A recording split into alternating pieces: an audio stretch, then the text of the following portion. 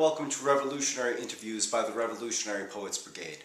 I'm your host, Mark Lipman, and today we'll be speaking with an award-winning poet and writer and community activist, author of 15 books of poetry and many novels including My Nature is Hunger and Always Running. Please welcome Luis J. Rodriguez. Thank you so much. Now, I believe congratulations are in order. You were just named Poet Laureate of Los Angeles. Is that correct? Yes, I think that's very important. Have strong voices, and I'm glad that I could do this, and I'll try to represent the poets and the communities as best I can. As Poet Laureate, what do you intend to do in Los Angeles? Well, you know, I get a chance to have public readings. I'm going to work with as many of the poets that we already know. I get to go to schools, do some workshops. I get to introduce poetry to communities that perhaps haven't done it. I'm going to work with people that I know very well, like the players, street poets, the Revolutionary Poets Brigade, all the people that we know. So it should be quite interesting and exciting. What do you see as a poet's role in society? Well, you know, poet's role has got to be the truth. It's got to be unsparingly vivid way of expressing that truth. It's got to have an emotional connection. It's got to have imagery, but the truth is really the main thing. We work in the truth, and I mean that you got to be able to tell people what they need to hear, and you got to find the language and the imagery that can carry that. So it's different than prose that really tries to inform or give you information here and there. This is really layers of meaning that shows up in a poem. And I believe you're also quite active as an activist in the community. You just ran for governor of California, correct? Yeah, I did. Endorsed by the Green Party and other organizations. It was a hell of a campaign in that we garnered 200 volunteers. We went up and down the state a dozen times. We raised money totally grassroots. We did not have the big corporate donations, so there's no way that we were going to be in that level, but we did raise issues and we did connect people. Now, I believe one of the campaign themes you had was Imagine a New California. How would you imagine a new California? Well, I would imagine a California that takes care of all its people, where there's no more poverty, where there's no more prisons that would just put people away because they can't afford to live any other way, that there's no way that the environment is completely being destroyed and poisoned, that we would have free schools, free healthcare, and arts, poetry, song, dance everywhere. How do you see something like that coming about? Well, you know, you got to have a whole new society. It's got to be structural changes. It's not just going to happen because we're going to change the capitalist system. We really have to have some structural changes that is predicated on making sure everybody's needs are met. Now, you also speak about a poor people's campaign. We see poverty gripping families across this country, and especially here in Los Angeles, where more and more people are becoming homeless. As both a poet and community leader, how do you address these important issues? And what can we do about it? Well, one, as a poet, I need to speak on those issues. Okay. I got to use poetry to point a light to what's going on with homelessness and how people are being driven out of their communities, the gentrification that's forcing people out, elderly, young people, but also to do whatever we can to organize the homeless, organize the working class, organize people so that everybody has them.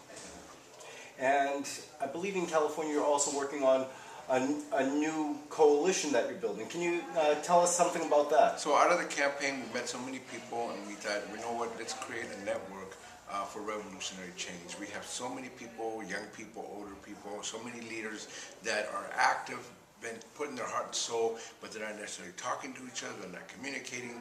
There are different aspects of the struggle. We're trying to pull it together with some strategies, some teachings, some everything to just give that sense of the connective tissue that's missing between all these struggles. Now, I also understand that youth is a big part of this equation of building a new California.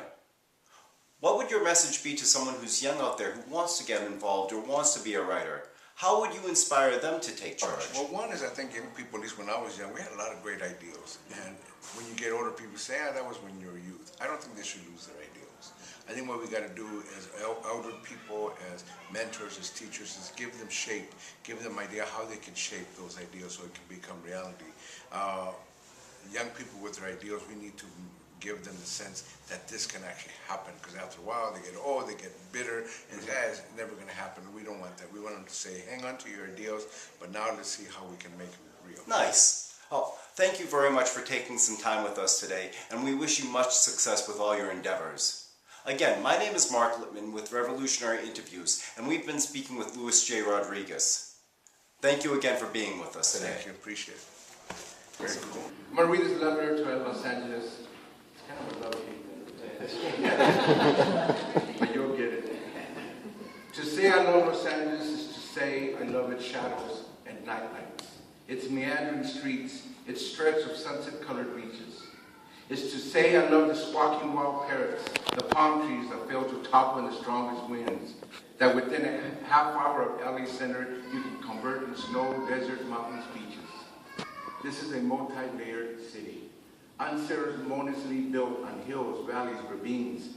Flying into Burbank Airport in the day, you observe gradations of trees and earth. A city seems to be an afterthought. Skyscrapers popping up from the greenery, shadowed by the mighty San Gabriels.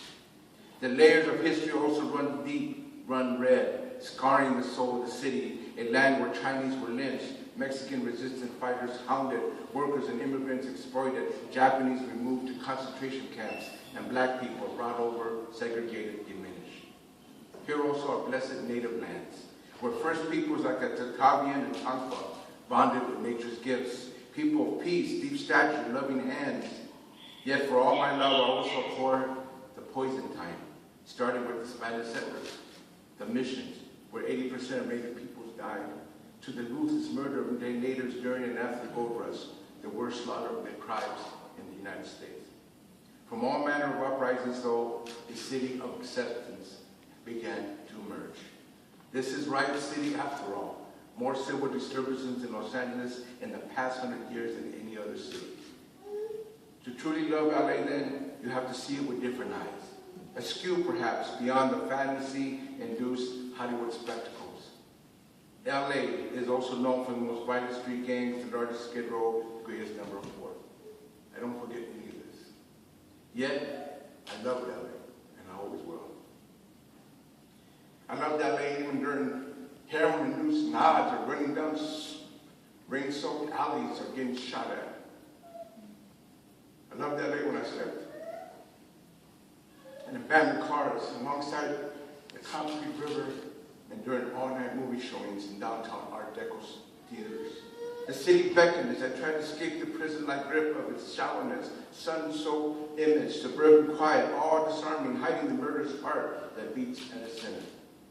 But LA is also lovers of races, the most magnificent lies, graveyard shifts, poetry readings, murals, aerosol and acrylics, lowriding culture, skateboarding, a musical sound that hybridized black, Mexican, as well as Asian and white migrant cultures. You couldn't have bands like The Doors, War, Los Lobos, The Whispers, Charles Wright and the Watts 103rd Street Rhythm Band, Hiroshima, Motley Crue, NWA, or Quetzal without Los Angeles. Or John Fonte, Chester Himes, Charles Bukowski, Maricela Norte, and Wanda Coleman as his gesture poets. I love that LA. I can't forget its smiles. I love to make love in LA. It's a great city, a city without a handle, the world's most mixed metropolis of intolerance and divisions. How I love it, how I hate it. Suit riots, can't stay away, city of hungers, angers. Ruben Salazar, Rodney King, I like to kick his face in. A bone city, dry blood on the walls, wildfires, taunting dove whales, car fumes and oil derricks, water thievery, with every industry possible and still in one industry town, lined by those majestic palm trees, and like its people, with solid roots, supple trunks, resilient.